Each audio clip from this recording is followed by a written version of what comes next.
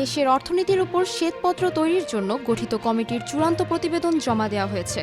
রোববার দুপুর বিশিষ্ট অর্থনীতিবিদ এবং অর্থনীতিতে অনিয়ম ও দুর্নীতি তদন্তে গঠিত শ্বেতপত্র প্রণয়ন কমিটির প্রধান ডক্টর দেবপ্রিয় ভট্টাচার্যের নেতৃত্বে গঠিত কমিটির প্রধান উপদেষ্টার কাছে প্রতিবেদনটি জমা দেয়। প্রস্তাবিত শ্বেতপত্রে মোটা দাগে যেসব বিষয়াদি নিয়ে আলোকপাত করার প্রস্তাব করা হয়েছে সেগুলো হলো সরকারি আর্থিক ব্যবস্থাপনা, অভ্যন্তরীণ সম্পদ, সরকারি ব্যয় বাজেট, ঘাটতির অর্থায়ন, মুদ্রাস্ফীতি এবং খাদ্য ব্যবস্থাপনা, উৎপাদন, সরকারি সংগ্রহ এবং খাদ্য বণ্টন, রপ্তানি, আমদানি, রেমিটেন্স, এফডিআই, বৈদেশিক মুদ্রার রিজার্ভ, বৈদেশিক অর্থপ্রবাহ এবং ঋণ চাহিদা সরবরাহ মূল্য নির্ধারণ, খরচ এবং ক্রয় চুক্তি, ব্যক্তিগত বিনিয়োগ, ক্রেডিট, বিদ্যুৎ সংযোগ এবং লজিস্টিক্সের অ্যাক্সেস,